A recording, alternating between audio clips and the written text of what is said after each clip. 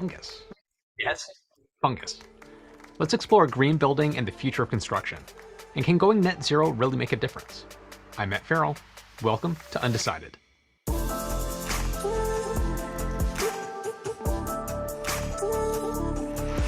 Building office buildings and skyscrapers with thousands of pounds of concrete, steel, and other materials is a major contributor to pollution and energy use. But it's more than that. Our homes and office buildings' lighting, heating and cooling, poor insulation, and integration into the surrounding environment have a lasting impact on the energy use and costs. They require larger amounts of power and water to keep comfortable, which just keeps going on indefinitely. Buildings accounted for 28% of energy-related CO2 emissions in 2019. In order to reduce that problem, we need some innovations around how we build our houses, offices, and skyscrapers. And this is where net zero and green buildings come in. These constructions are designed and built with the goal of creating a positive impact on the environment and climate. They can combine energy efficiency and renewable energy to reduce power consumption, benefit the environment, and improve the quality of life for the people that live and work in those buildings. Now, the concept of green building has been scaling from small houses, big offices, and skyscrapers around the globe. Some international certifications have been developed in order to provide clear guidelines on how to do it. The U.S. Green Building Council developed the Leadership in Energy and Environmental Design, it's also known as LEED, to rate green buildings and provide owners with a framework for cost saving, high efficiency, and health for design, construction, operations, and maintenance. Another popular certification is the Building Research Establishment Environmental Assessment Method from the UK, also known as BREEAM. Or BREEAM? BREEAM? Who comes up with these acronyms? Well, anyway, zero energy buildings have on-site renewable power sources like solar panels to try to produce as much clean energy as it consumes. You can't always do 100%, but the goal is to get as much as you can. Now, the power generated during the daytime is consumed by the facility itself. And if there's energy surplus, the building delivers that into the grid to try to compensate for grid energy consumption at night. However, to improve efficiency, energy consumption needs need to be reduced. So heating and cooling and lighting needs to be minimized. To achieve that, it's recommended to integrate things like green roofs, energy efficient windows with triple pane glass, and good insulation. Now, net zero buildings are also considered green if they're constructed with non-toxic, eco-friendly, and sustainable materials. They should also use less water and have good air quality so it becomes more sustainable. Some of the simplest solutions you may have already seen where you work. A good start to making a building more efficient is using high-efficiency LED and smart lighting, or occupancy sensors that are hooked up to air conditioning or fan systems. All of those can contribute considerably to reduce energy consumption. But taking things to the next level, engineers and architects can perform advanced analysis through 3D building energy simulation tools to achieve higher efficiencies. Some software like Green Building Studio, Energy Plus, and IES Energy Modeling enable engineers and architects to improve a green building's design in order to increase their sustainability. They can perform a climate analysis and HVAC simulations to optimize what materials to use and how to orient the building for best efficiency. They can see exactly how the building will fare throughout the year before it's even built. Examples of green and net zero buildings have been spreading worldwide over the past decade. In London, for example, Siemens has built the Crystal, one of the greenest buildings in the world. This highly sustainable building is also a unique events venue. It establishes the benchmark for sustainable building design, achieving the Platinum LEED and Outstanding BREEAM accreditation, the most rigorous standards for sustainable design. The Crystal is 70% illuminated by natural light due to its triple glazed windows, and the solar panels produce 20% of the electricity that it uses. Now, rainwater is collected from the roof and stored in an underground tank for use in the building. 100% of the water that's used in the toilets is taken from non-potable sources just like that. Another interesting feature is the 3,500 data points that are used by the Siemens Building Management System to monitor the building's efficiency, which can view water and energy consumption live. The building cost about £30 million in 2012, but saves a lot of money with electricity. Peter Daw, the city's development manager at Siemens, said in terms of CO2 savings, we're saving about 71% compared to an equivalent building. In terms of energy costs, we're saving about £500,000 a year. In Seattle, the Bullitt Center is considered the greenest commercial building in the world.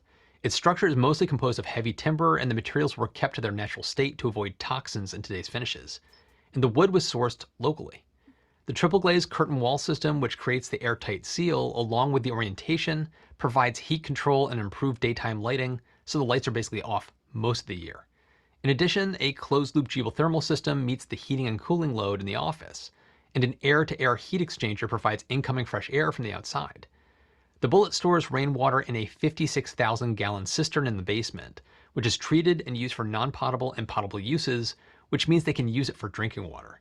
Now, according to Justin Stenkamp, a mechanical engineer with the company that designed the building's control and plumbing systems, these measures alone help to save approximately 80% of the water use over a regular office building. All of that is well and good for building new buildings, but what about existing buildings? One Embankment Place was built in the early 1990s in London for PricewaterhouseCoopers. It's a great example of zero-energy retrofitting, and today is one of the greenest buildings in the world.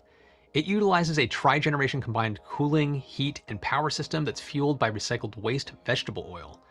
It also has several open-plan spaces to harvest daylight, roof gardens and green walls to make the building more ecological, and low-flush toilets to reduce water use. Currently, the One Embankment Place emits 40% less carbon than a typical building of its size, and 20% of its heat and 60% of its energy needs are produced on-site. PricewaterhouseCoopers has saved £14 million with energy and carbon-related costs.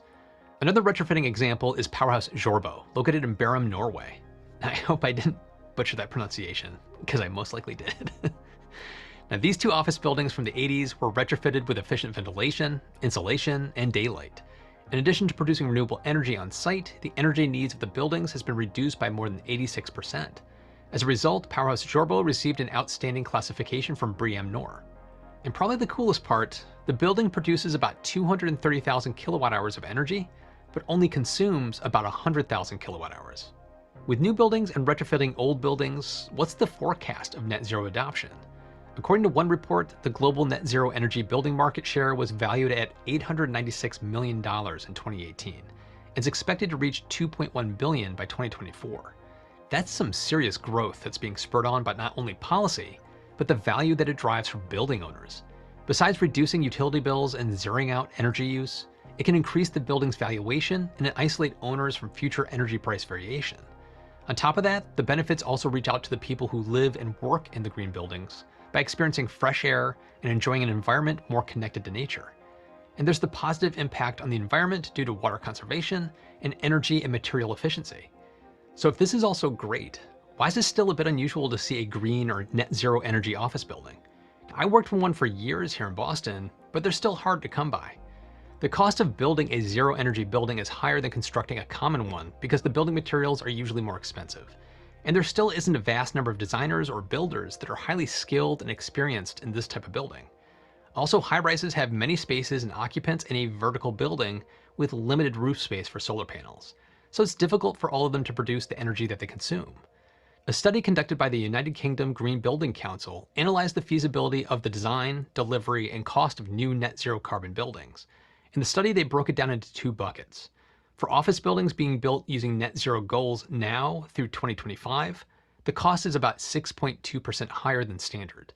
Looking further out at newer technologies and standards that are expected to be in the norm by 2030, the cost is 8 to 17% higher than standard. Now, some governments are rolling out policies to stimulate net zero or nearly net zero energy buildings. The EU's Energy Performance of Buildings Directive is a really good example. It established that all new construction must be nearly net zero from December 31st, 2020, so everything from now onwards needs to meet that criteria. Energy performance certificates must be issued when construction is rented or sold, and promote smart technologies like building automation and control systems. Then there's the World Green Building Council, which is a group of 70 green building councils from around the world, who have, among other initiatives, the Net Zero Carbon Buildings Commitment. This challenges organizations, businesses, cities, states, and regions to all make assets under their direct control operate at zero carbon by 2030. There are currently 94 businesses and organizations, 28 cities and 6 states and regions participating, covering nearly 6,000 assets. By sharing knowledge and lessons learned, the initiative aims to remove the barriers to net zero implementation and inspire others to take action. In addition to green policies, another approach to reduce cost and improve efficiency of net zero buildings are newer technologies and techniques currently being researched, like fungus. Yes, fungus. But before I get to that, I'd like to thank Brilliant for sponsoring this video. Now, if you'd like to learn more about the physics behind buildings like skyscrapers or how solar energy is captured to power them, check out the Physics of Everyday course at Brilliant.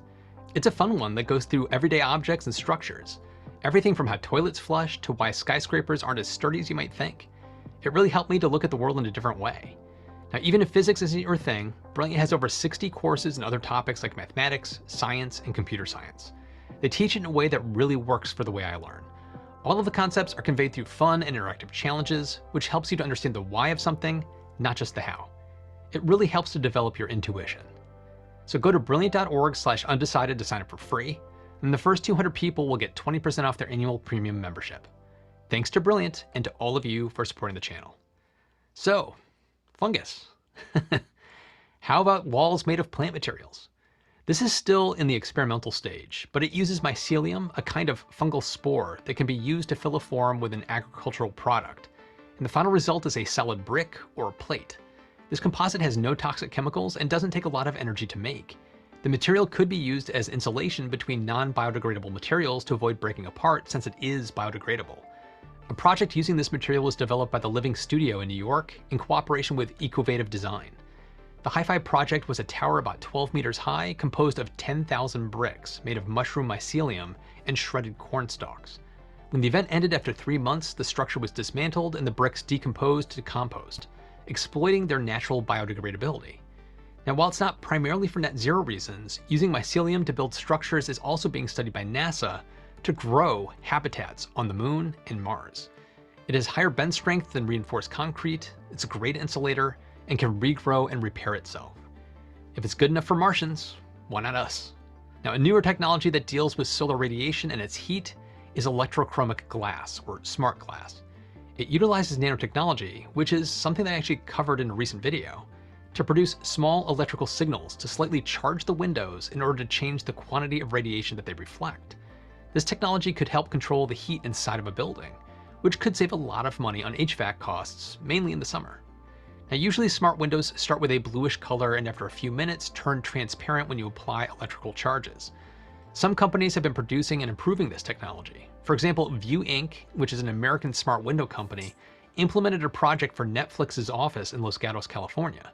They used 56,200 square feet of their smart glass, which uses a predictive automated system that can be customized and controlled through an app. It takes a holistic view of the building, like the arc of the sun or obstructions, to dynamically adjust the tint of the windows. As you can see, there are a lot of different options and techniques out there for improving how we build our buildings and use energy to keep them comfortable. Even though the costs are still not universally affordable for all office and skyscraper owners, the development of new materials, technologies, design improvements, and government incentives can help the growth of this market worldwide. It's pretty easy to imagine high-rise buildings and office parks with green roofs and zero energy popping up in more and more cities in the next few decades. Much like Apple Park, which is the largest LEED Platinum certified building. Now jump into the comments and let me know what you think. And if you work or know of a net zero building in your area, be sure to comment below. If you like... Iya, itu panjang ya videonya, tapi nanti silakan dilihat. Judulnya apa Mbak ya tadi ya? Exploring Green Building and the Future of Construction. Jadi kalau tadi di awal kita lihat bahwa di sini membahas energi ya. Jadi bangunan itu mengkonsumsi 28% ya. Ini data tahun berapa tadi ya? 2019 apa? 28% dari energi yang di kota ya. Itu dikonsumsi oleh bangunan ya, macam-macam, kantor, restoran dan sebagainya. Itu termasuk komponen yang besar ya selain transportasi. Nah, di beberapa negara tadi kita lihat 2030 net zero, nol. Bangunan itu kalau bisa nol energinya ya. Gitu. Nah, ini masa depan Anda. Zaman saya kuliah itu belum ada begitu ya, tapi nanti tantangan Anda ya, bagaimana mendesain itu. Anda merancang itu udah tahu bahwa bangunan Anda itu hemat energi atau bisa zero gitu ya. Gitu. Ya, kalau tadi dilihat ya ada solar panel salah satunya, jadi kebutuhan energinya itu dipakai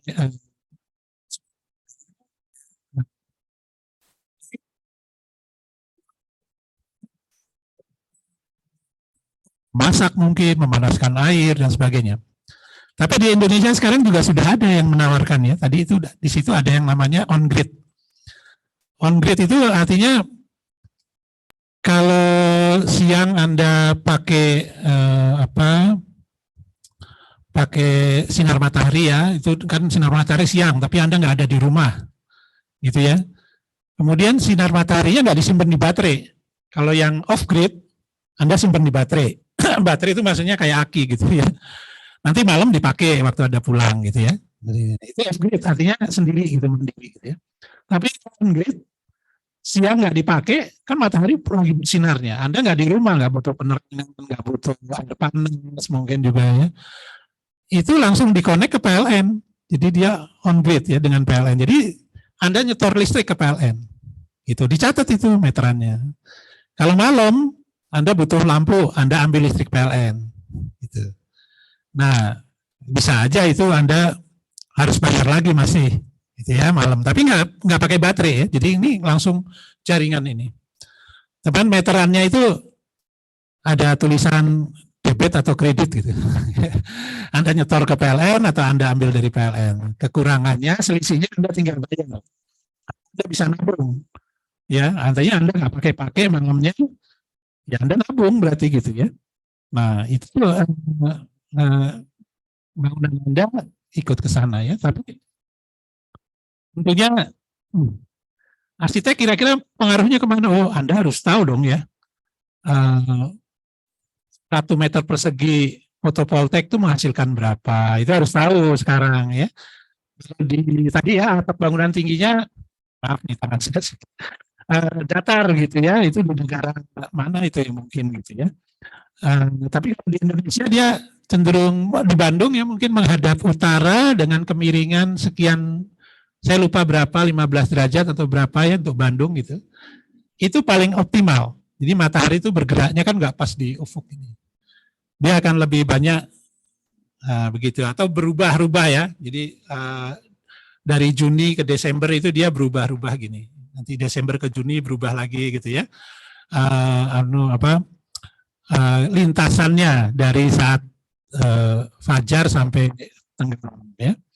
Nah ini Anda harus pahami. Kalau yang bagus ya memang panel suryanya itu mengikuti pergerakannya kemiringan yang ini diatur gitu ya. Sekian ini harusnya setelannya sekian gitu dia mengikuti ya. Nah ya ada di datar itu kemudian angka yang piringnya yang atau bagian dari arsitektur Anda ya. Jadi atapnya memang kemiringannya ya nggak beda jauh dari kemiringan itu gitu ya. Jadi memang dedicated gitu ya. Atap untuk solar panel. Dan kita sekarang arsitek nggak bisa lebih akurat. Jadi saya rasa nanti kalau Anda ada kuliah pilihan ya, nanti kalau kuliah pilihan dari teknologi bangunan misalnya mengenai simulasi gitu. Sekarang zamannya Anda harus belajar ya. Jadi ini bangunan saya kalau bentuknya begini kira-kira konsumsi energinya seberapa? Ya itu sekarang pakai software tadi juga ada ya. Bisa dihitung ya. Oh, atapnya saya miringin segini, oh ininya jendelanya saya kurangin segini, oh materialnya saya rubah segini, ketahuan. Jadi Anda bisa sebelum dibangun gitu ya, Anda sudah tahu bangunan Anda itu hemat energi atau enggak. Kalau yang sekarang kan kira-kira ya. Orientasi bangunan menghadap utara sudah benar, bukaannya sekian kira-kira. Nggak tahu pasti kita ya. Konsumsi seperti apa, kecuali setelah digunakan gitu ya. Nah, ini zaman Anda ya, menurut saya merancang itu sudah bisa disimulasikan. Kalau dulu simulasi atau simulasi yang Anda kenal sekarang kan baru maket ya. Maket membuat model dilihat-lihat gitu ya. Itu simulasi ya. Kalau dari kiri kayak apa, dari atas kayak apa gitu. Itu simulasi. Tapi simulasi yang lebih canggih lagi tadi ya, kira-kira konsumsi listriknya seperti apa ya. Kalau suhu udara di dalamnya kita mau misalnya 25 derajat gitu ya, stabil siang hari itu berapa? Itu ya. Paling tinggi 25 itu berapa gitu. Lalu dia harus didinginkan, harus ini misalnya pakai pendingin ya. Nah, ini bisa disimulasikan. Nah, tadi kita juga lihat sekarang zamannya ya, ada namanya smart building. Ya. Jadi dia sudah meniru apa ya, ada elemen artificial intelligence-nya juga. Jadi bangunan dipasang sensor tiap ruangan, dipasang macam-macam gitu ya. Jadi dia bisa mengambil data dari tiap ruangan, suhunya berapa, ada orang apa enggak gitu ya, orangnya berapa, itu bisa. Jadi semua tahu gitu ya. Nah, oh di bangunan tower ini lantai sekian sampai nggak ada orang lagi, listrik, lalu liftnya yang ke atas itu dimatiin. Liftnya yang bergerak yang dari sini ke sini aja. Itu bangunan itu pintar, bisa mendetek ya. Suhunya seperti apa, oh, sekarang matahari di sana, oh yang perlu didinginkan sebelah sini gitu ya.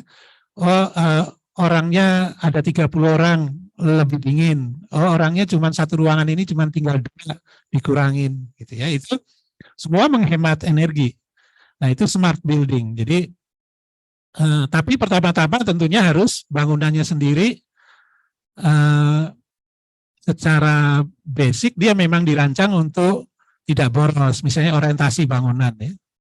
Ya, kalau orientasi bangunan kan kita kalau rumah itu cenderung kalau di tropis ya utara selatan gitu. Jendela itu utara selatan bukan barat timur gitu. Kalau buat apartemen misalnya, apartemen yang bagus tuh ya memanjang dari timur barat, artinya bukaannya itu utara selatan gitu ya. Dia akan dapat pencahayaan sepanjang hari tapi tidak terpapar langsung oleh misalnya sinar matahari siang hari ya, barat gitu ya. Mungkin orang senang ya sinar matahari pagi. Saya suka, saya punya apartemen, saya pilih menghadap timur, gitu, karena pagi-pagi itu enak banget dapat matahari gitu ya, kayak dipanggang gitu. Tapi kalau matahari barat, oh nggak bisa tidur, kita pusing gitu ya. Kalau langsung matahari barat ya, korden pun nggak akan sanggup mengurangi gitu ya. Jadi utara selatan itu yang baik. Nah, tapi setelah itu ada bagian-bagian yang lain yang harus diatur ya, kayak tadi ya, smart building itu memungkinkan ya untuk penggunaan energi. Smart building sendiri bisa untuk macam-macam termasuk keamanan ya, keamanan ya, misalnya mendeteksi siapa yang masuk dan sebagainya, itu smart building juga ya. Nah, ini era Anda nanti, jadi belajar yang gitu-gitu juga, jangan lupa ya, nanti waktu Anda praktek, perkembangan di situ mungkin jauh lebih pesat. Gitu. Oke, tadi ada solar panel, ada kaca ya. Nah, itu kaca itu dia kalau dialiri listrik dia redup, ya. Jadi yang warna biru tadi, sehingga sinar matahari itu yang masuk berkurang. Ini tergantung kebutuhannya, ya. Ada juga yang langsung gelap gitu, jadi nggak tembus pandang. Ya. Kalau tadi yang bagus ya, tembus pandang. Tapi dari clear menjadi biru tadi gitu ya. Nah itu bisa secara manual, bisa dikoneksikan dengan smart building ya. Jadi sistem kecerdasan bangunan ya. Ya, jadi otomatis dia. Oh, kegiatan ini ruang rapat ya. Oh, butuhnya terangnya cuma segini. Saya dikurangin gitu. Mataharinya bergeser ke sana, dia yang jendela yang sebelah sana yang gelap. Gitu. Ya, semacam itu ya. Jadi nggak usah kita mikir-mikir lagi. Nah, ini memungkinkan. Jadi kaca jendela ya. Yang terakhir tadi the future of construction ya. Jadi kita maunya itu 2030 tadi operasional bangunan itu nggak pakai energi lagi kalau bisa gitu. Anda nggak usah bayar listrik, nggak usah bayar solar untuk manasin genset dan sebagainya ya. Tapi cukup sinar matahari atau angin ya gitu ya. Jadi net zero, kebayang ya. Mereka cita-citanya begitu gitu. Baik untuk bangunan baru, nah harusnya bangunan baru iya ya, bangunan baru ya. Kalau saya bilang ya ini Anda kan proyek pertama Anda nanti kalau udah lulus gitu atau belum lulus sudah buat jangan-jangan ya, buat rumah pasti. Entah rumah tantenya, rumah orang tuanya gitu ya, rumah tetangganya gitu ya, udah mulai desain-desain. Nah, yang Anda perlu pikirkan itu bagaimana di rumah gitu ya, supaya net zero. Nah, paling enggak untuk satu bangunan itu Anda bisa net zero. Ya, lampu halaman itu ya.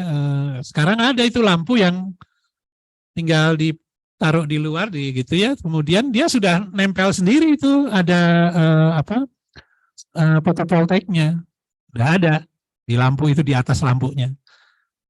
Nggak pakai kabel lagi gitu loh. Tinggal kalau malam dia nyala sendiri, plug gelap nyala sendiri. Siang ambil energi dari matahari sendiri, ya. Nah ini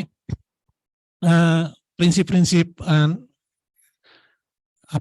hemat energi ini harus sudah Anda jadi jiwanya ya dalam merancang gitu ya. Nggak tantangannya nggak cuman fungsi bisa dipakai, bisa indah dipandang, tapi juga net zero. Kebayang kan? Ya, nanti kalau Anda nggak cukup unggul di situ, jangan-jangan ada orang klien maunya ya saya maunya net zero gitu ya. Gimana ya? Anda harus bisa. Untuk bangunan baru maupun bangunan lama tadi. Ya bangunan lama sekarang Anda mungkin kakak-kakak Anda ya berapa kelas di atas Anda itu baru bicara soal bagaimana merenovasi bangunan lama menjadi fungsi baru gitu ya, dari gudang tua jadi kafe, jadi community center, jadi kantor, jadi hotel gitu. Tapi menurut saya itu bagian dari arsitek juga, bagaimana bangunan lama fungsinya mungkin tetap, tapi Anda audit supaya energinya kayak apa, kemudian Anda usulkan renovasinya itu sekedar membuat dia energinya turun gitu ya. Saya rumah ini ya, perumahan, apartemen, energinya sekian, sekarang sekian diukur semuanya. Kemudian Anda usulkan perubahan bagaimana dia energinya berkurang menjadi 70% gitu. Jadi 30%, dari 100% jadi 30%. Itu termasuk renovasi. Dan menurut saya itu menarik ya. Itu nah, biasanya kalau jasa itu ya orang yang misalnya melihat ini kemudian bisa mengusulkan penurunan 70% gitu, 35% tuh isinya dia gitu. Jadi penghematan itu diserahkan ke ini, ke yang merancang gitu, yang merencana ya. Jadi ini lapangan ya, lapangan banyak kerjaan akan juga di sana. Dan menjadi sikap ya, menurut saya harus menjadi sikap ya. Kalau sekarang mungkin bangunannya masih shelter ya atau apa ya, merancang kamar mandi masih ya, toilet umum. Terus apa sekarang tugasnya? Tugas besarnya apa? Gedung pavilion, wedding pavilion. Ya masih belum ya, mungkin pertimbangan itu belum ya. Tapi nanti semester depan mudah-mudahan ya waktu Anda merancang tugas satunya apa saya nggak tahu ya, tapi tugas duanya biasanya rumah tinggal. Nah pertimbangan itu ya harus Anda pikirkan gitu ya. Oke, yang terakhir tadi bahkan tidak hanya penggunaan dan pemanfaatan dan pengoperasian bangunan ya, yang net zero. Tadi yang terakhir itu kita udah pernah lihat hi-fi ya, bangunan dari apa ya, kulit jagung ya, kulit jagung, bukan jagungnya, jagungnya dimakan, kulit jagung dan sisa-sisa jagung. Itu kan dihancurkan kemudian ya bangunannya ini karena dari organik jadi nanti bisa di lenyap lagi gitu ya. dimakan oleh bakteri gitu ya, gitu kan? Nah, ini nggak ada limbah jadi nanti gitu ya. Tapi yang menarik itu membuatnya pun jadi hi-fi itu ya, komponen-komponen pabriknya itu energinya minimal. Yang mengerjakan adalah MOS tadi, miselium ya. Jadi bakteri yang bekerja, bakteri yang bekerja membuat komponen-komponen itu, kita tinggal sediakan cetakannya, masukkan, mereka bekerja, jadi itu komponen yang bata-bata yang bisa disusun tadi. Tadi cerita kan, fungusnya mau dibawa ke bulan, jadi nggak usah bawa tenaga kerja dari bumi gitu. Nggak usah bawa macam-macam, nanti kalau di sana robot juga perlu energi gitu, ini bawa fungus saja nih. Nggak tahu ya fungus itu pakai oksigen atau enggak gitu, atau enggak perlu oksigen malah gitu ya. Tapi tadi ceritanya mau buat di bulan itu ya, untuk konstruksi di bulan itu ya, jadi harus bawa, bawa kulit jagung. Ya tapi intinya gitu ya, jadi ke depan material juga Anda harus membuka diri ya. Terus cepat sekali sebenarnya nanti Anda di zaman Anda itu ya, material yang riset dan kemudian dipakai di negara misalnya Swedia gitu ya, tiba-tiba bisa aja ditawarkan di sini cepat gitu ya, dan Anda harus tahu gitu ya. Dan biasanya mereka ya selalu mencari yang murah, yang sustainable dan sebagainya. Ya, ini masa depan Anda. Saya sendiri akan udah nggak di zamannya itu ya. Saya sendiri untuk mendesain masih pakai naluri ya, maksudnya ya. Ini kayaknya akan penghawaannya baik, pencahayaannya baik. Tapi zaman Anda kan udah digital tuh, desainnya ya. Sekarang masih manual. Udah digital, ya masukkan programnya yang bilang, oh ini penghawaannya kurang bagus ya, pergantian udaranya hanya seluruh ruangan ini baru terganti udaranya setelah misalnya 4 jam. Oh ya susah ya, itu berarti aliran pergantian udaranya, ventilasinya buruk. Tapi Anda bisa ya, sekarang itu langsung bertanya ke komputer, ini gimana kinerja dari penghawaan bangunan saya, kinerja energi dari bangunan saya, itu langsung ya, banyak program-programnya ya. Tadi yang penyinaran juga sudah tadi ya. Tadi Anda lihat kan di situ ya. Oke, yang penting siap-siap. Anda harus siap-siap perlu belajar mengenai bata, plester, bentukannya. Tapi itu Anda segera cari material baru ya, belajar mengenai material baru. Yang mungkin di studi masih ya menggambarnya dinding 15 cm tebalnya dinding bata, plesternya, ada arcinya ya. Itu proses yang lama sekali kan ya. Jadi nyusun satu-satu gitu ya. Sedangkan sekarang orang nggak sabaran kan cenderung membuatnya itu satu dinding langsung cetak segitu tempel, jebret gitu ya.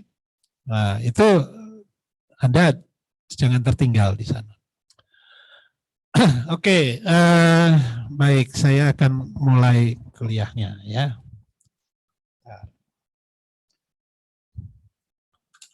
Ya, sudah. Oke, ini ada dengan gambar-gambar dulu. Tadi muncul di film ya. Ini apartemen dengan ada tanaman-tanaman yang banyak di terasnya gitu ya. Nah, apakah ini yang disebut sustainable arsitektur gitu ya? Iya, menurut Anda gimana? Mas, menurut Anda Mas? Iya, sustainable enggak?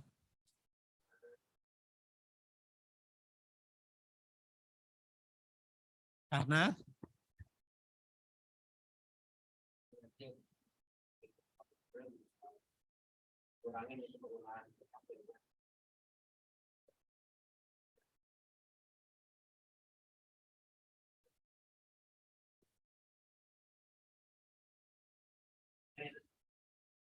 Ya, ada lagi, Mbak?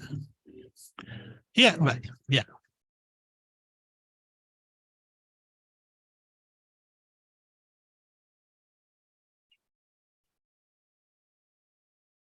Maintenance-nya susah, gitu ya. Oke, ada yang lain? Yang kaos merah, Mas?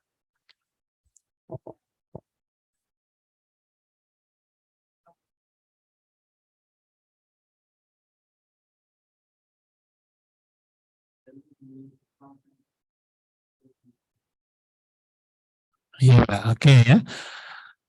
Jadi ya ini bangunan memang kebayangnya dia akan berdampak mungkin penggunaan AC-nya berkurang ya karena udara di sekitarnya lebih sejuk. Ya mungkin udara luarnya panas begitu lewat tanaman di terasnya yang masuk ke bangunan itu yang berkenaan bersinggungan dengan kaca di bangunan gitu misalnya lebih sejuk sehingga pendinginannya kurang misalnya gitu. Itu salah satu ya. Kemudian kalau terhadap lingkungan tentu dia akan mengurangi efek heat island ya di sekitarnya. Ya kan kebayang ya. Kalau ini kaca, kira-kira kalau panas kena kaca gimana? Ada yang masuk dan banyak yang ada yang diserap sama kaca, ada yang masuk, ya, ada yang diserap kacanya jadi panas gitu, dan banyak yang mantul. Ya, bangunan metal juga gitu ya, misalnya dari cladding aluminium, ya, bangunan di sekitarnya panas, tetangganya itu kalau dekat-dekat ya, misalnya ada 2 tower, yang satunya kaca, kerasa itu imbasnya ya panas gitu ya. Panasnya kena. Nah ini artinya ya udara kota makin panas. Dengan begini mungkin berkurang. Dampak yang baik lagi adalah mungkin dia kan memproduksi O2 dan mengambil CO2 ya, mengambil CO2 kemudian menghasilkan O2. Kan ini tanaman, gitu kan? Jadi sama dengan ruang terbuka hijau, ya. Dia mengambil CO2 di kota ini kan banyak nih polutan dan sebagainya gitu ya. CO2-nya banyak ya. Kemudian dia menghasilkan O2 yang dibutuhkan memang di kota gitu. Nah, tapi di sisi lain tadi ya memang ada saya rasa di kasusnya ini di Paris ya. Itu masalah pruningnya. Bagaimana perawatannya, bagaimana pengairannya gitu ya.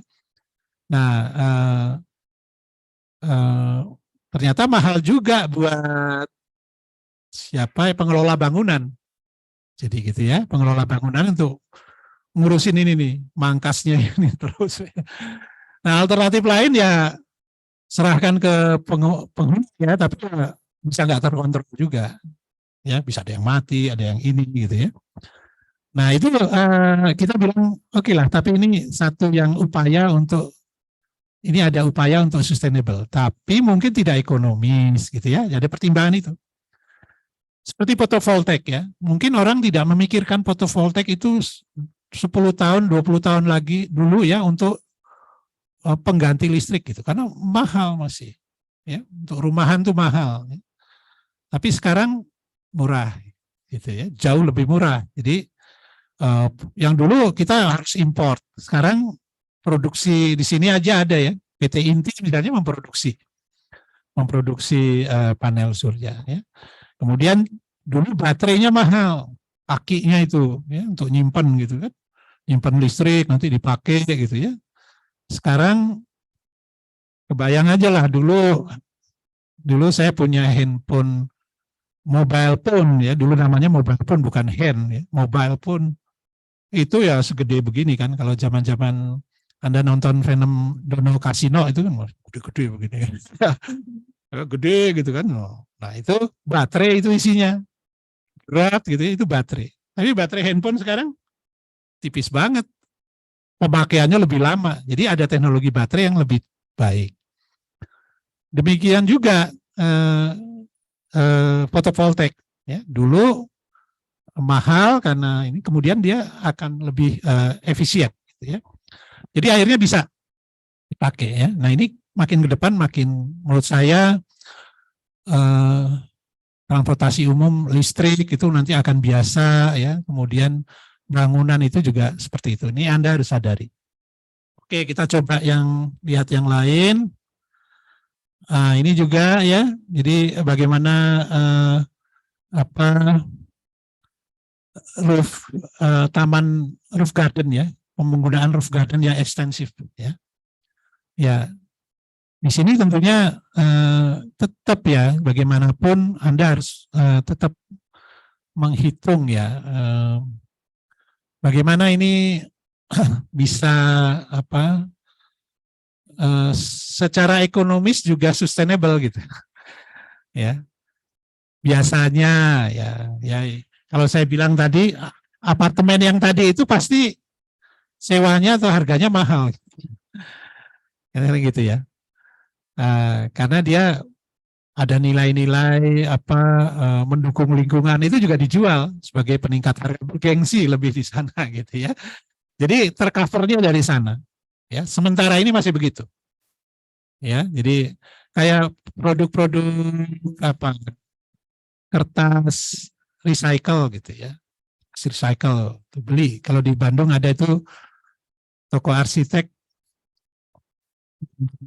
ya. Cihapit ya, dekat Cihapit, jalan samping Cihapit itu ada. Saya lupa namanya apa, Tidar apa gitu ya. Sana jual juga kertas-kertas recycle yang gitu ya. Tapi pasti lebih mahal daripada kertas baru gitu ya. Prosesnya masih mahal gitu ya. Tapi ada aja yang beli karena ya pro lingkungan gitu ya. Tapi kesananya tentunya akan lebih murah ya. Oke, ini juga ya. Apakah ini sustainable ya? Tentunya kalau ukurannya tadi ya, dia akan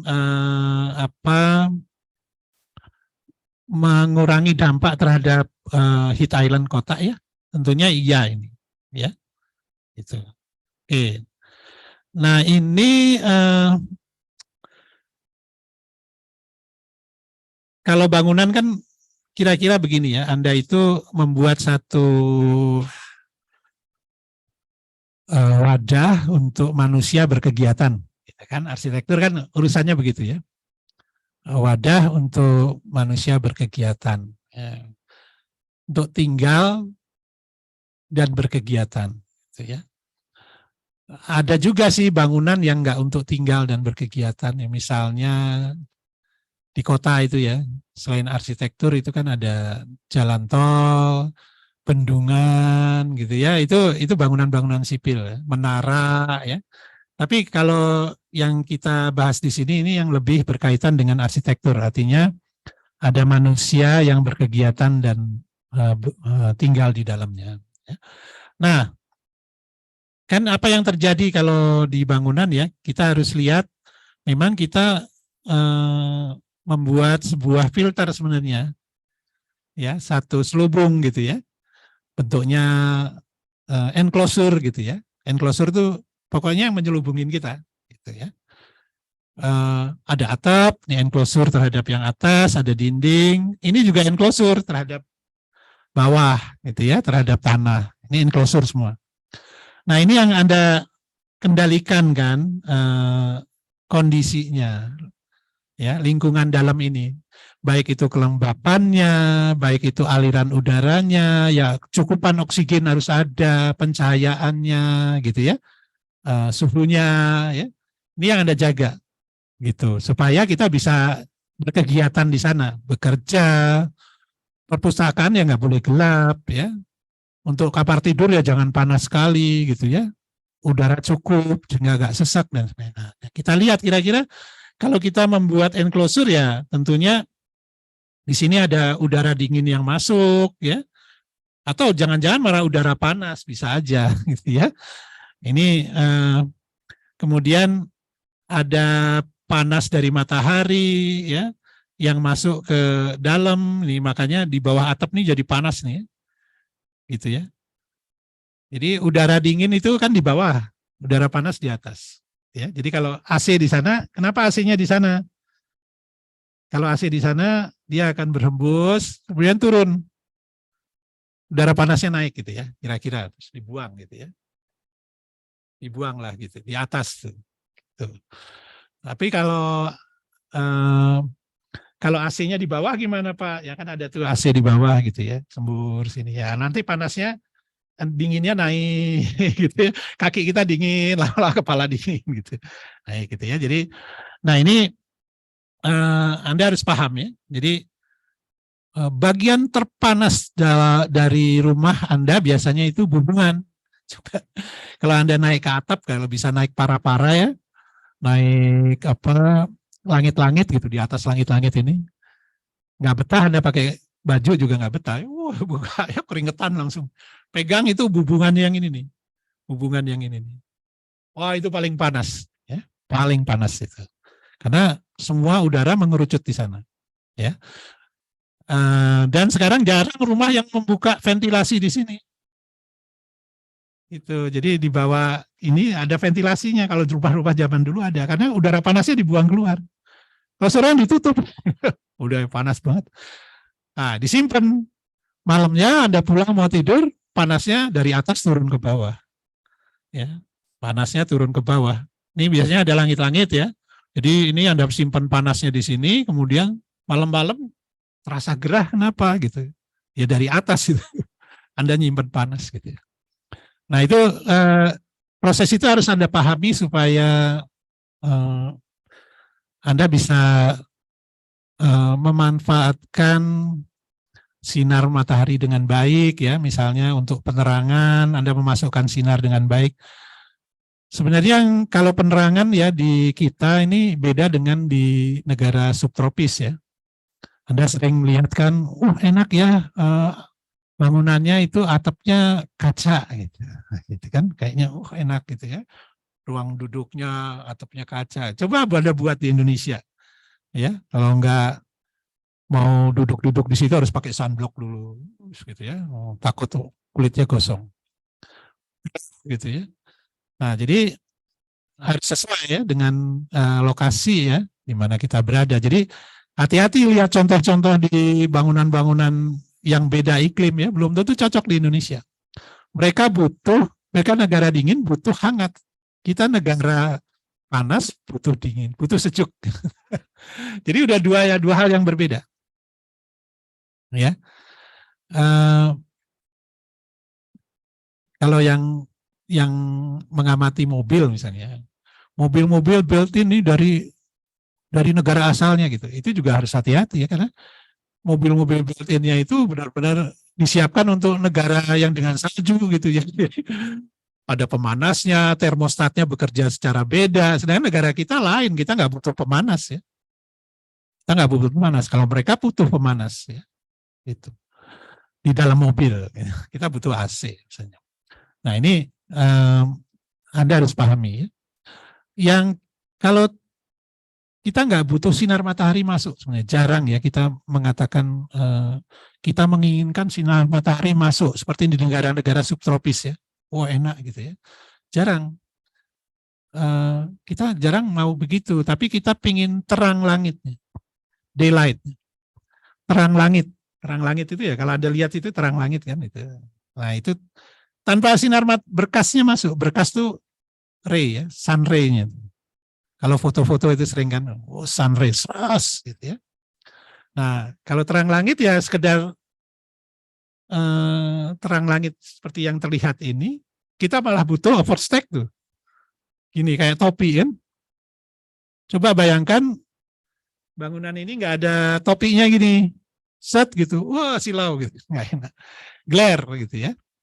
Jadi negara tropis beda, ya. Kita butuhnya justru terang langit, ya. Maka tadi utara selatan itu kita nggak memperhatikan sebenarnya kita ingin sinar mataharinya kan dari barat Pak, ini masuknya gimana nih? Ya kita butuhnya terang langitnya aja. Oke ya, paham ya. Tapi kalau ibu-ibu di rumah itu sunray gitu. Biar cuciannya kering. Nah, itu tempat lain itu nanti cari ya, cari area jemur yang memang kena matahari gitu. Itu penting gitu ya. Oke.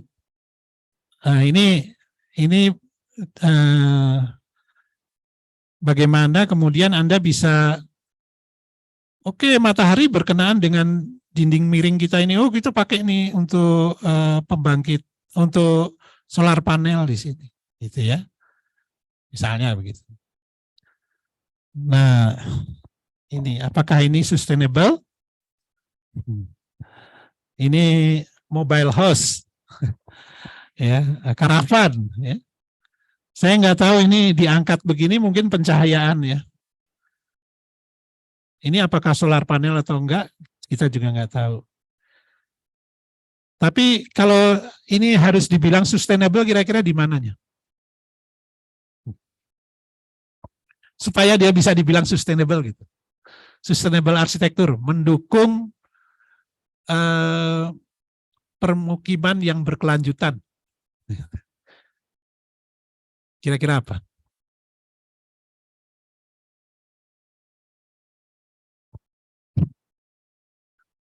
Ada yang tahu?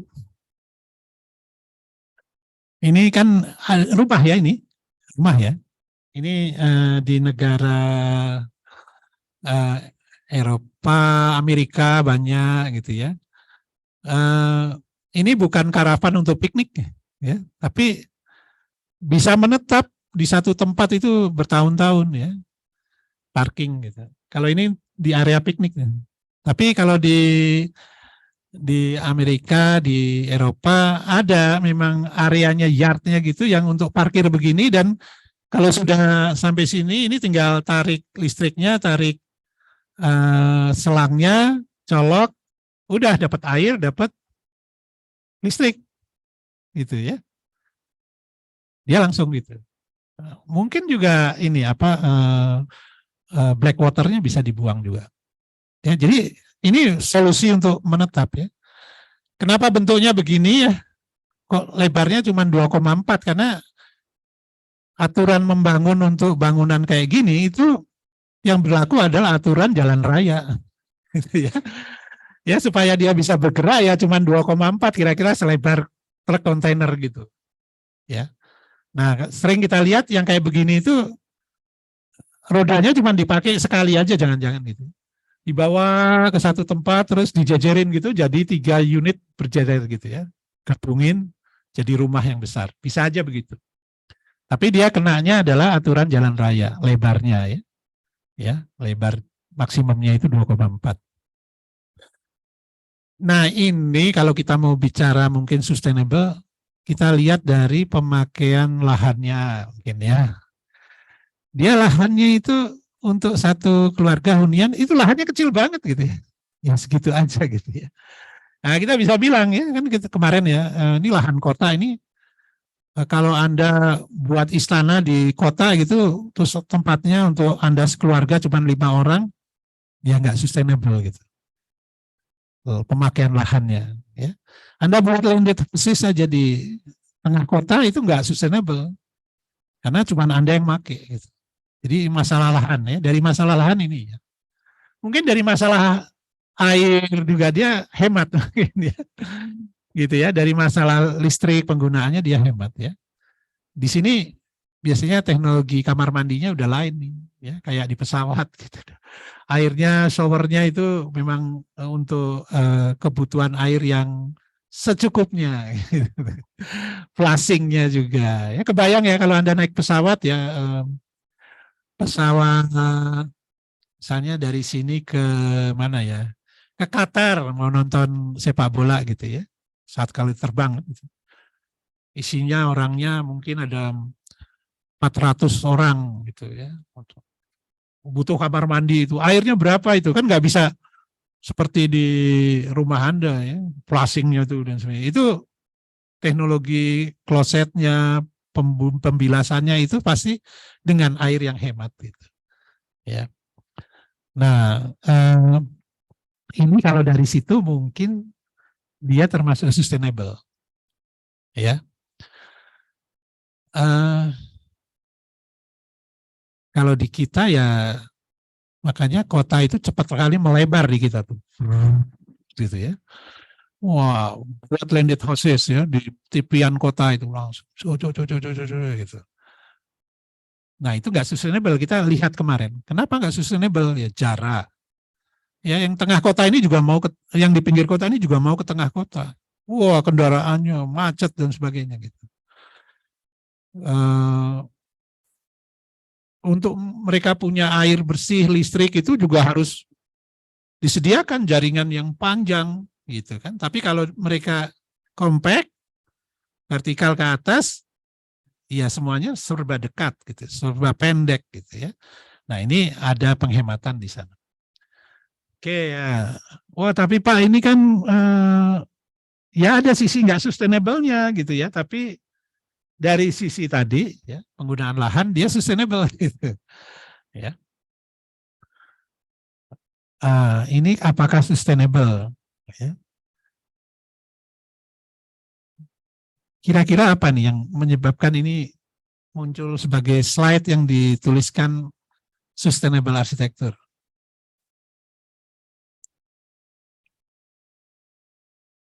Apa Mbak? Iya.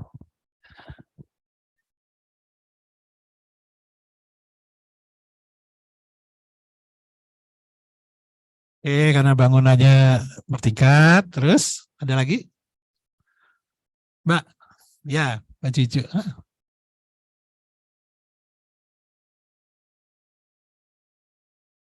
Iya ya, kelihatannya eh, penggunaan sepeda didorong ya. Eh, sih, cuman tidak banyak gitu ya. Tapi Bali sustainable ya akhirnya sustainable untuk apa sih? Gitu ya. Kita kemarin pernah bilang ya bahwa eh, pemikiran kita semua untuk sustainable kan supaya manusia itu berlanjut gitu, gak punah. Gitu ya, bukan supaya udaranya bersih gitu. Enggak, siklus udara itu ya akan terjaga dengan sendirinya, bumi akan berputar tetap dengan sendirinya tanpa manusia juga enggak apa-apa gitu ya. Tapi sustainability itu yang kita bahas sekarang itu fokusnya itu supaya manusia tetap tidak punah. Ya, kita sudah menyadari bahwa praktek kita mengembangkan peradaban sekarang itu mengancam diri kita sendiri. Ya kita istilahnya buang racun di rumah sendiri gitu ya, limbah gitu. Buang racun kan gitu, sambil makan gini, makannya sedikit, sampahnya banyak, plastik ini macam-macam gitu ya. Kita belum bisa mengolah limbah baterai, itu banyak sekali. Limbah macam-macam ya, limbah kimia yang berbahaya itu kan kita nggak tahu dibuangnya di mana. Dan itu kalau katakanlah kalau yang kita gunakan sekarang ini kan misalnya fosil itu zaman Kambrium dulu ya, zaman era-era dulu bumi itu dipenuhi oleh tumbuhan Kambrium gitu ya. Kemudian dia mengalami satu kepunahan, lalu terlipat-lipat jadi di lapisan terbawah dengan tekanan jadi minyak ya, termasuk fosil-fosil gitu ya. Kira-kira ya mungkin ya berapa juta tahun nanti ya mereka menemukan ini lapisan apa nih, isinya limbah berbahaya semua. Buatan kita itu gitu ya, tertekan gitu, nggak tahu nanti jadi energi atau enggak gitu ya, tapi intinya gitu. Jadi ini termasuk sustainable kalau kita lihat dari oke, transportasinya ya, tapi dari dia mendukung kehidupan sosial gitu ya. Kan manusia itu supaya berlanjut itu manusia itu perlu manusia lain gitu istilahnya. Ya, ya. Saya bilang deh, kalau Anda nggak akan merasa bahagia kalau Anda nggak punya orang lain. Jadi Anda butuh orang lain supaya bahagia. Ya, Anda cerita Robinson Crusoe gitu ya, yang kapalnya karam sendirian di pulau gitu kan dia, gitu kan. Akhirnya dia berteman sama apa ya? Dia siapa yang nonton filmnya? Sama bola ya, bola kriket atau apa gitu. Ya, terus ditopiin di ini gitu, diajak ngomong gitu ya. Dia penting perlu entitas lain gitu supaya bahagia. Itu karena dia nggak ada manusia, diajak ngomong gitu. Sampai waktu dia mau keluar dari pulau itu pakai rakit diajak kan, tapi ada badai terus bolanya hilang. Wah, sedihnya bukan main gitu. Tapi kita butuh itu. Jadi kehidupan sosial, jadi lingkungan yang menunjang kehidupan sosial. Ini sustainable dia. Ya, di sini. Kebayang nih ya. Ini kayaknya hari Minggu sih kalau begini. Ya. Hari Minggu ya, di kita ada juga sih gini ya, di Pasar Kempang di mana gitu ya, hari Minggu, Sabtu Minggu gitu ya. Tapi yang menarik kalau di beberapa negara yang tertentu gitu ya, pemandangan kayak gini juga di hari biasa. Di hari biasa. Jam 4 itu udah mulai gitu. Wah, rame jalanan gitu, tapi pakai bajunya nggak gini. Baju kerja. Dasinya di jaket, jasnya di begitu, tapi kumpul-kumpul, minum-minum, makan gitu ya. Nanti pulang ya sore gitu ya. Itu di hari kerja. Kok bisa ya gitu. Kok bisa ya di negara maju tapi kerjanya lebih sedikit. Gitu. Jam 4 udah bisa rileks. Nah, ini kalau di kita enggak ya. Di kita di orang Indonesia itu sampai jam 8 masih lembur, masih gini gitu ya. Sibuk tapi pendapatannya segitu-gitu aja gitu. Kerjanya bukan main gitu ya. Kalau mereka hari Sabtu Minggu nggak mau. Maunya begini aja, nggak mau kerja, nggak mau gitu ya. Kalau dipaksa harus bayar tinggi. Buat mereka sangat ini. Kalau di kita Sabtu Minggu masih lembur, masih ke kantor, masih ngerjain ini gitu ya. Nah itu ya, jadi ada yang bilang itu karena kita sebagai bangsa masih sulit untuk bekerja sama, sehingga cara kerja kita itu nggak efisien gitu. Untuk nyelesain kayak gitu aja rapat, FGD ini, itu lagi ketemu lagi bulat aja gitu. Jadi ya banyak waktu terbuang. Harus melibatkan sekian orang dan sebagainya gitu ya. Mungkin kalau kita bisa bekerja sama dengan cara yang lebih efisien, lebih banyak waktu untuk nongkrong-nongkrong gitu kan. Kecuali kita bilang, wah kita bahagia kalau kita bekerja gitu ya, itu ya enggak ya, harus imbang aja gitu ya. Oke ya, jadi ini sustainable lingkungan ini dari sisi oke, tadi penggunaan lahan mungkin ya, tapi dari yang saya soroti di sini adalah dari kehidupan mendukung kehidupan sosial yang sehat ya. Ini apa nih, engineer timber ya. Jadi ini kayu yang diolah. Jadi bukan kayu yang cuma dikering sebagainya, tapi kalau Anda lihat mebel-mebel produksi Swedia dan sebagainya gitu ya, ligna aja deh. Ya, ligna itu termasuk kayunya diolah ya. Jadi memang dibuat sehingga kekuatan, keawetan dan sebagainya itu lebih tinggi ya. Diolah benar, ya, engineer ya. Kata-kata engineer ini juga direkayasa, ini juga tidak hanya pasca produksi, bisa saja jenis kayunya secara genetik memang diolah ya. Dia yang sifat baiknya ditingkatkan, sifat buruknya kemudian dibuat cepat tumbuh ya. Kalau kita kan sekarang ada di jati apa gitu ya, jati emas 5 tahun udah bisa dipotong misalnya gitu. Itu pasti rekayasa. Ya, rekayasa manusia. Nah, ini menarik ya. Manusia itu juga ternyata memahat spesies lain. Ya, jati sekarang mulai itu ada yang juga rekayasanya kegenitan. Anda pernah makan buah semangka yang buahnya kotak, bujur sangkar? Ya, direkayasa. Jadi waktu dia besar memang dikotakin gitu ya, dipaksa dia. Waktu dipanen bentuknya kotak gitu. Anda mau bentuknya hati juga bisa gitu. Itu dipaksa gitu ya. Itu dengan cara kasar dipaksanya. Ya. Tapi padi, kemudian kita merekayasa spesies lain. Ya, kita sudah mulai merekayasa gitu ya. Sebentar lagi merekayasa diri kita. Sebentar lagi kan gitu.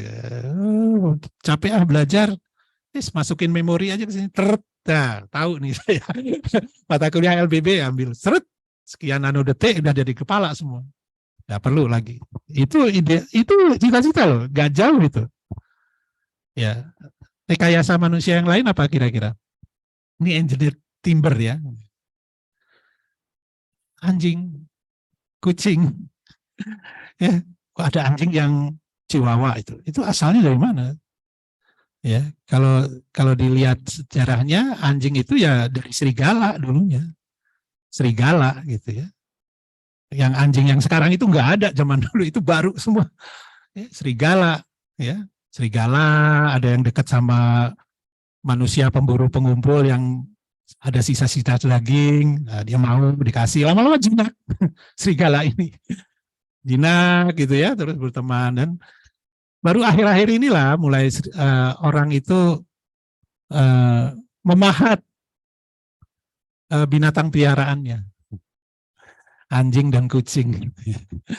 Itu dipahat loh, beneran. Jadi yang kakinya pendek, kawinin sama yang badannya panjang.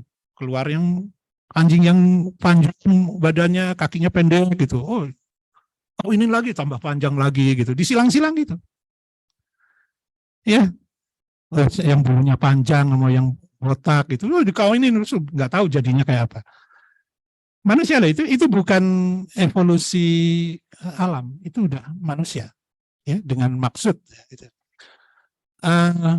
Kenapa bisa gitu? Ya, kucing umurnya berapa tahun sih? Ada yang pecinta kucing nggak di sini? Banyak kan? Kucing kampus, induk semangnya ada di sini. Kucing kampus berapa? Umurnya paling mungkin 6 tahun gitu ya. 6 tahun. Jadi satu generasi kucing, kalau Anda itu satu generasi itu kira-kira usia subur itu berapa? 25 tahun misalnya, 20 tahun lah punya anak gitu. Jadi satu generasi 20 tahun manusia. Ya, anjing itu 2 tahun. Anjing 2 tahun. 6 tahun dia 2 tahun sudah bisa beranak ya. Gitu. Jadi generasi kucing 2 tahun. Gitu. Manusia 20 tahun. Manusia baru berevolusi katakanlah satu generasi, dia udah 20 generasi atau 10 generasi. Ya, nah itu manusia bisa memahat. Jadi berubah macam-macam gitu. Itu ya. Jadi ini juga harus Anda pahami. Nah, ini kayu ya, sehingga kita kenal kalau di negara kita masih sekarang ngomongnya pemakaian kayu itu sustainable nggak sih? Menurut Anda? Silakan, Mbak. Ya, menurut Anda?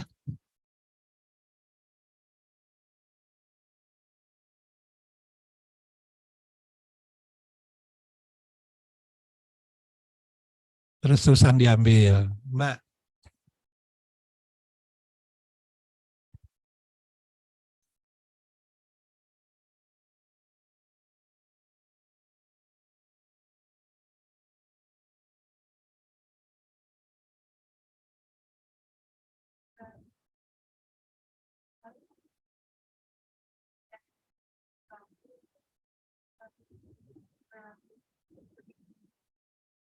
Ganti bambu ya. Oke. Ya.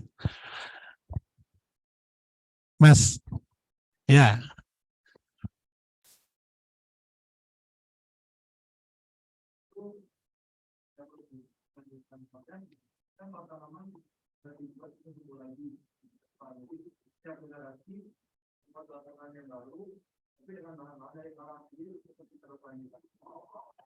Oke ya.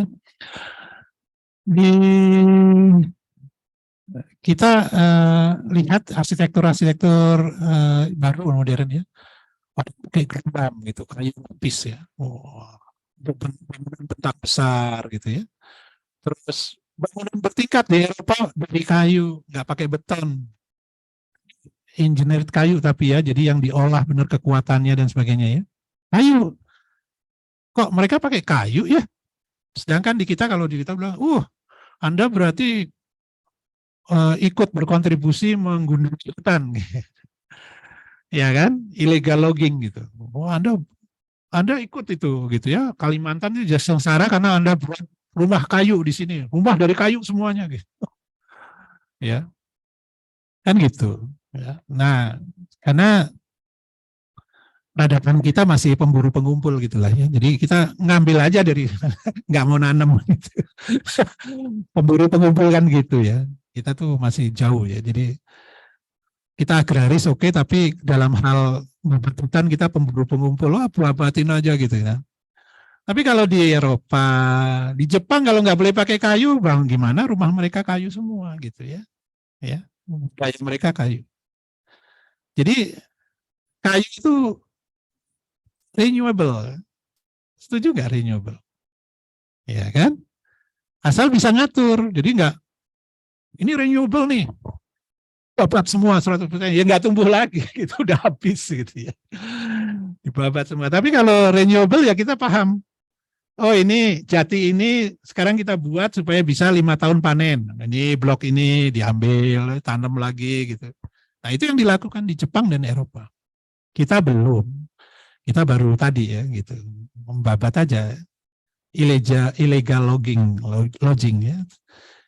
Kalau loggingnya sendiri nggak apa-apa. Kalau itu terencana gitu ya. Jadi ini dari sisi itu tadi ya sustainable sebenarnya kalau kita bisa mengaturnya. Ya ini. Oke, arsitektur berkelanjutan apa sih sebenarnya ya? Sebenarnya nggak perlu arsitekturnya yang berkelanjutan, tapi arsitektur yang mendukung keberlanjutan manusia. Ya kita nggak mau kan arsitektur berkelanjutan tapi manusianya enggak. Sebenarnya tujuannya akhirnya ya manusia berkelanjutan gitu aja. Homo sapien berkelanjutan. Kita nggak mau belajar dari spesies sebelumnya yang punah gitu ya. Walaupun saya bilang aja kepunahan-kepunahan kita belajar kepunahan 5 kepunahan besar sebelumnya itu bukan karena spesiesnya itu. Jadi kita boleh bilang kepunahan kita bisa saja bukan karena kita. Kita kegeeran aja gitu ya. Tapi 5 kepunahan besar itu karena faktor-faktor di luar itu. Bisa dari kerak bumi, dari dalam bumi, bisa dari luar angkasa. Ya, meteor jatuh itu. Dinosaurus nggak salah apa-apa ya. Ya.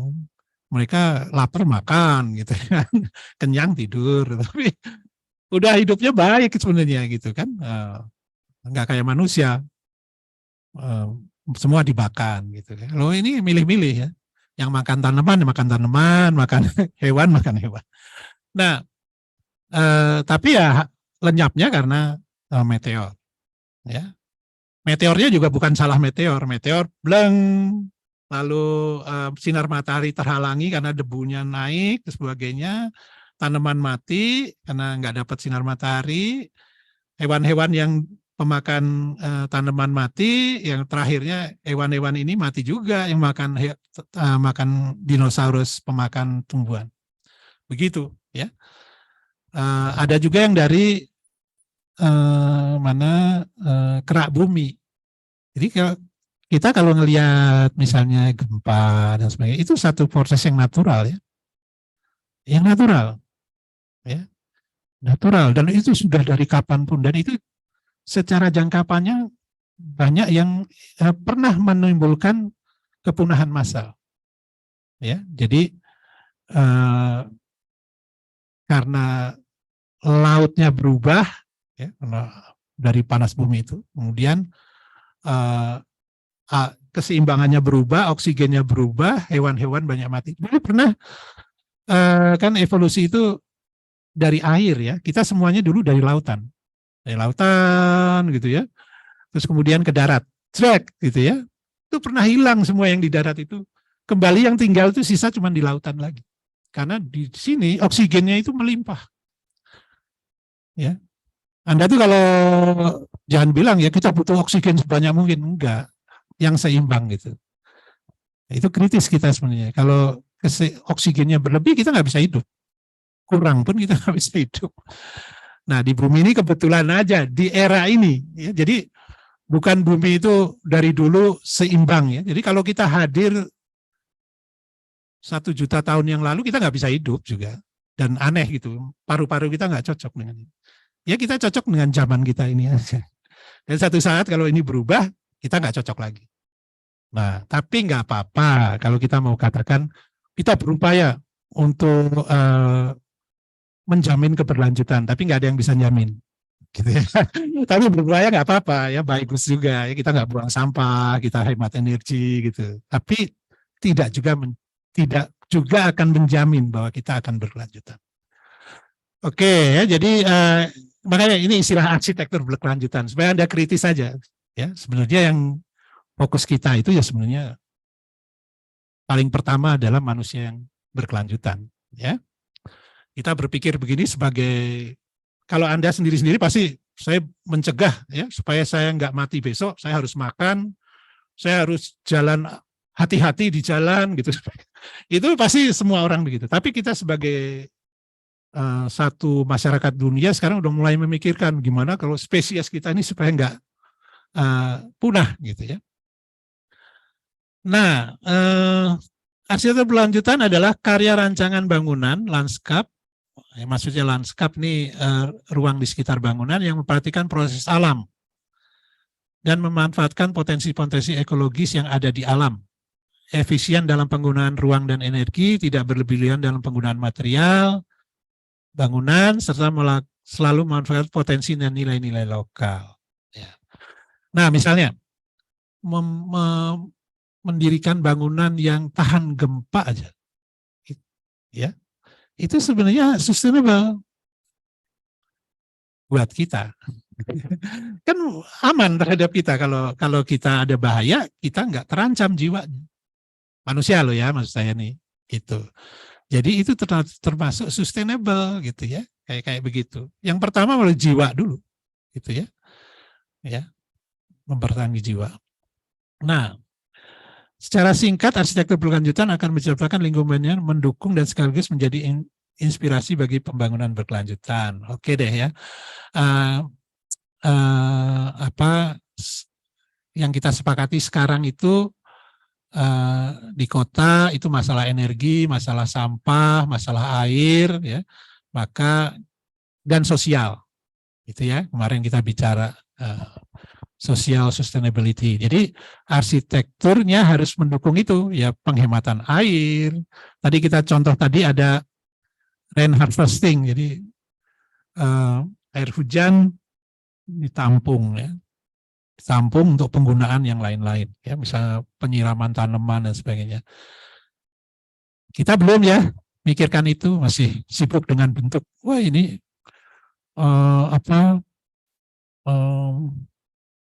bentuknya bagus apa enggak gitu.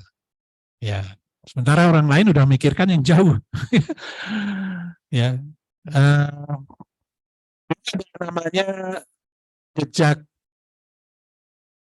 ecological footprint, buku jejak ekologis gitu ya. Nah, Anda dulu ada ukurannya, itu nanti Anda boleh cari di web gitu ya, di internet nama itu. Tapi Anda bisa mengukur, ya, disetarakan dengan mau apa, misalnya dengan hutan, ya. Jadi kehidupan Anda itu mengkonsumsi hutan tropis, 1 tahunnya mengkonsumsi hutan tropis 1 hektar misalnya. Setara itu, ya. Untuk mendukung Anda itu perlu 1 hektar hutan tropis, ya, dari cara hidup Anda. Entah itu airnya, berarti air itu harus didukung oleh 1 hektar hutan tropis itu. Nah, kemudian dibandingkan orang Afrika, orang Indonesia, orang India, sama orang Amerika misalnya. Orang Amerika mungkin 100 hektar. Kalau kehidupan dia, gaya hidup dia gitu. Itu menyadarkan kita ya bahwa oke, kalau gitu dibagi nih, sedunia ini ada berapa hektar gitu ya, daratan, bagi itu. Orang Amerika habis itu 1/2 buat dia semua. Gitu. Orang Indonesia karena kecil-kecil masih cukup di Indonesia gitu. Karena gitu kan, tuan air sedikit. Kalau mereka kan misalnya nyuci mobil gitu, wah udah gitu kan, mobilnya gede-gede, nyucinya kalau kita masih pakai ember gitu. Atau nunggu hujan. Gitu hujan, dicuci gini, siramnya sedikit gitu misalnya. ya, makannya juga begitu, ya. Jadi, nah ini kalau arsitektur berlanjutan kira-kira gitulah, sama ya. Jadi bangunan yang Anda buat itu membebani berapa, gitu. Ya. Mau dihitung kalori boleh, mau dihitung luas hutan boleh, mau dihitung apa, terserah ya, setarain gitu. Ya. Intinya ya kalau saya lihat energinya ya, energinya mulai dari mana? Ada backward, ada forward ya. Anda bangun di sini ada backwardnya, ada forwardnya, ada ke belakangnya. Ke belakang itu mulai dari material yang Anda pakai. Kemarin kita lihat ya. Anda milih baja, ya. Mungkin bangunnya cepat, tapi baja itu untuk membuat ini tuh dia butuh energi yang bukan main sebenarnya. Nah, dari sudut energi sebenarnya bangunan Anda ini dari baja ini sangat mengkonsumsi energi. Ya. Entah mau dihitung batu bara dulu untuk membuat baja yang Anda butuhkan tuh ternyata butuh sekian banyak batu bara. Bandingkan dengan pakai bambu tadi misalnya. Nggak butuh apa-apa, bambunya cuma ditanam gitu ya. Kemudian Anda ambil. Itu perbandingan yang kontras ya. Mungkin satu saat Anda harus melihat itu ya. Alih-alih cuma memperhatikan saat konstruksi biayanya ini lebih cepat Pak. Saya butuh selesai besok gitu. Pakai baja gitu ya. Itu bisa aja begitu. Oke, ini jam berapa Mbak? Saya nggak pakai jam. Oke, seperempat jam. Jadi harus cepat. Prinsip-prinsip dasar arsitektur berkelanjutan. Arsitektur yang mendukung keberlanjutan umat manusia. Kalau saya ngomongnya gitu. Jadi enggak arsitektur berkelanjutan, tapi arsitektur yang mendukung keberlanjutan manusia. Ya. Membangun yang kecil dan menyatu dengan alam. Nah, ini tadi ya. Yang kecil itu maksudnya gimana? Secukupnya. Gitu ya. Sama-sama. Jadi banyak kan pakai ruang bersama, ya. Kolam renang jangan sendiri-sendiri. Nah, setiap rumah sekarang orang Indonesia pengen punya kolam renang, pengen punya meja biliar, pengen punya home theater gitu. Ya luasnya besar, kan? Tanahnya besar gitu. Kasihan. Nah, jadi yang berkelanjutan itu yang secukupnya. Mana yang kita pakai rutin, ya tidur jangan bersama-sama, mungkin tidur ya kamar mandi, ruang-ruang ini, tapi kegiatan sosial lebih banyak ya sudah di ruang publik gitu ya, jalan-jalan, taman itu ada di sana, jangan rumahnya kayak punya taman sendiri yang besar gitu, wah gitu ya, pasti itu boros. Ini ya maksudnya yang kecil ini, dan menyatu dengan alam.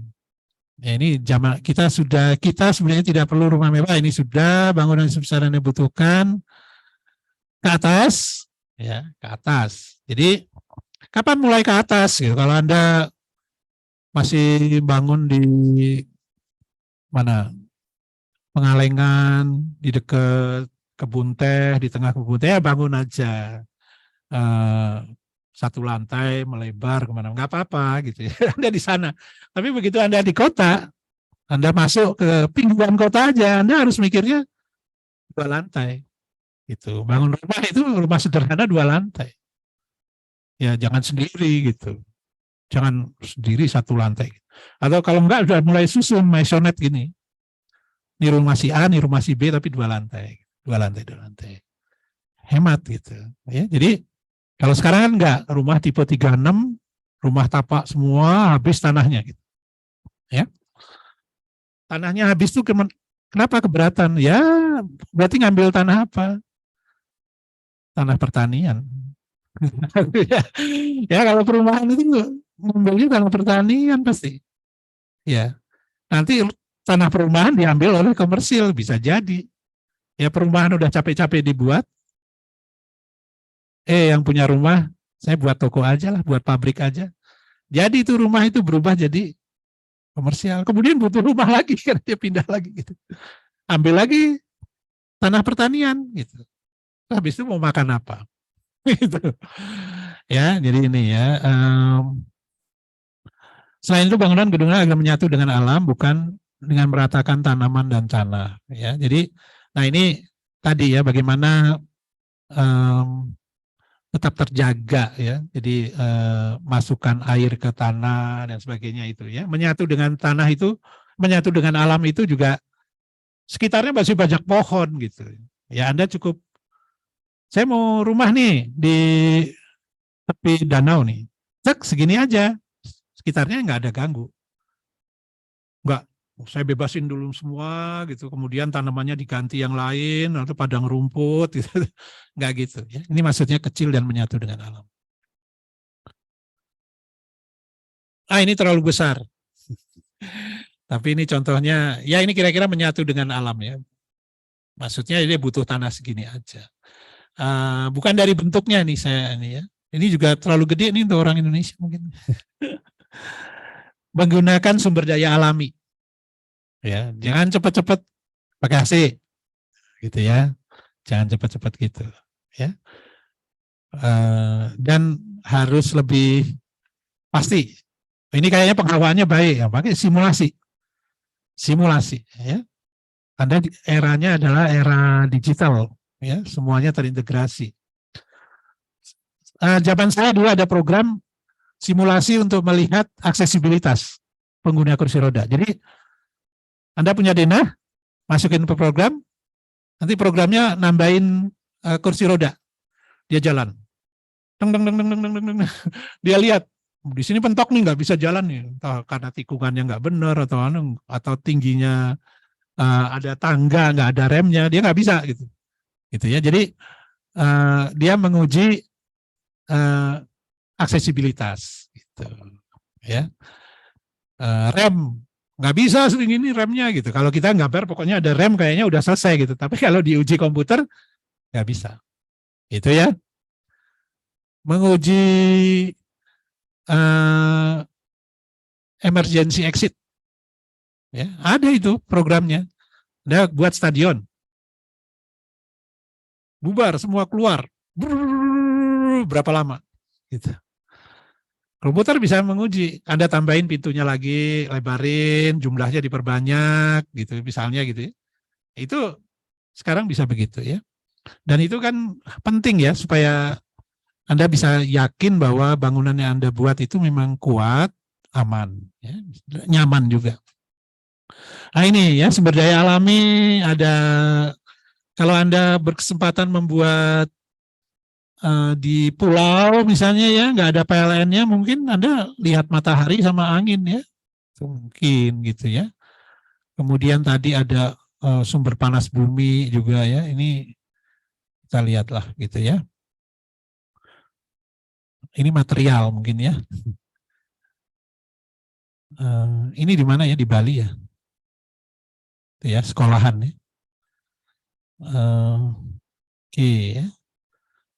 Mendaur ulang 3R. Ini kira-kira dari apa ini? Kontainer ya. Gitu. Tapi yang menarik yang ini ya. Kita punya contoh di yang dekat di sini di mana? Nah, lihat nggak? Idenya bagus, bukan idenya. Niatnya bagus, tapi eksekusinya jelek, itu sering orang Indonesia. Gitu ya. Jadi daur ulangnya dipakai tapi kurang bagus. Coba Anda lihat di depan BIP, ya, sampingnya Lokal Kabinto ya, Lokal Kabinto ya. Depannya BIP, Gramedia, sebelah sini naik ke atas, itu ada hotel. Ya, hotel dari kontainer. Gitu, coba lihat ya. Jadi udah ada di Indonesia ya. Tapi secara arsitektur kurang bagus. Ya. Nah, ada juga yang di Karangsetra, hotel dari kabarnya kontainer-kontainer. Ya. Yang buat itu eksportir. Jadi ada kaitannya. Dia eksportir ya. Pengusaha dari Jawa Tengah eksportir, jadi dia banyak numpuk kontainer, dia buat hotel dari kontainer. Coba Anda nanti cari hotel di Bandung dari kontainer gitu ya. Kamarnya dari kontainer. Memang lebarnya 2,4. Ada kamar mandinya, tempat tidurnya di ujung sana gitu ya. Langsung wall to wall 2,4. naik gitu, blok gitu. Satu sebelah sananya di ujung kontainernya dibuat kaca seperti ini nih. Gini. Coba ya nanti lihat ya. Ini mendaur ulang, bisa sampai segini ya kontainer misalnya, atau bahan-bahan juga ya. Saya punya kafe di Antapani ya, itu mendaur ulang dari, saya pengen kayu waktu itu, kayu jati. Teman saya saya nggak nyari sendiri, teman saya yang dia jual kayu jati, anak arsitek juga. Setiap ada bangunan tua dia pasti dapat itu. Ya. Jadi bangunan saya itu pintunya dari rumah dinas di Padalarang dulu, pintunya cantik gitu ya, bagus gitu, zaman Belanda gitu ya, poles lagi, jendelanya juga dari mana gitu. Nah itu dari mendaur ulang, itu termasuk mendaur ulang. Ya. Menarik, saya dapat jendela kaca patri. Kaca patri itu kaca timah tuh yang warna-warni gitu ya. Nggak dihargai jendela kaca patrinya. Dihitung cuman frame-nya aja. Berapa meter kubik kayu jati. Murah gitu ya. Gitu. Dan bagus, jatinya bagus-bagus ya. Ini mendaur ulang ya. Nih, bisa kayak gini, reuse, recycle. Ini belajar contohnya banyak kontainer ya. Nih. Ini ya, ini masih gagasan ya. Gitu. Ya. Menarik nih untuk studio sebenarnya. Ya. Kemudian energy efficient appliance ya. Jadi peralatan-peralatan yang efisien. Ya, ini ya. Kalau perlu Anda lihat di rumah Anda juga ya. Penghematan apa yang bisa didapat dari kalau Anda ganti misalnya ini AC yang lama nih diganti. AC yang lama itu wattnya gede-gede ya. Sekarang AC itu pendinginan ruang tuh bisa cuma 300 watt. Ya. Kalau dulu 800 sebenarnya, dihitung gantinya yang AC lama bisa dijual enggak? Oh, di kilo gitu. Ya penghematannya berapa biaya listriknya gitu. Kalau lebih hemat ya ganti harusnya gitu ya. Harusnya. Nah ini coba ya energi efficient appliance ini termasuk menghemat misalnya di lorong apartemen gitu. Kalau ada orang jalan, lampu yang nyala adalah lampu ini sama depannya. Jadi ada sensor mengenali orang jalan. Ya, tak yang belakang mati, tak. Gitu. Kalau di kita ada apartemen gitu malah lari. Ini pasti ada penunggunya, gitu kan. Lari gitu, terus dia balik lagi nyala lagi semua, balik lagi gitu kan. Nah gitu. Jadi enggak lah, itu bukan mistik sih, tapi itu bangunan yang cerdas. Gitu, ya. Oke. Ini ya, jadi mulai dari solar panel untuk pemanasan air panas atau listrik ya, segalanya ya. Pilihlah bola lampu yang jangan pijar lagi. Sekarang kalau bisa LED gitu misalnya ya, itu kan hemat ya. Kemudian penghawaannya dan sebagainya ini Anda lihat ya sumber-sumber penghematan yang bisa dilakukan. Buy locally. Beli lokal ya. Anda beli sama-sama marmer, ukurannya sama 60 kali 60, 1 meter kali 1 meter, satunya Citatah, satunya dari Itali. Harganya mungkin nggak apa-apa lah 2 kalinya. Tapi yang Anda dapat sebenarnya sama ya itu. Separuhnya dari 2 kali itu karena transportnya. Ya transportnya ya itu berapa orang yang harus kerja untuk itu, berapa energi yang dihabiskan untuk pengangkutannya dan sebagainya. Jadi kalau Anda merancang, paling baik itu memang lihat material yang tersedia di sekitar Anda apa. Ya, oh ini bata, sekarang adanya bata, ini gitu ya.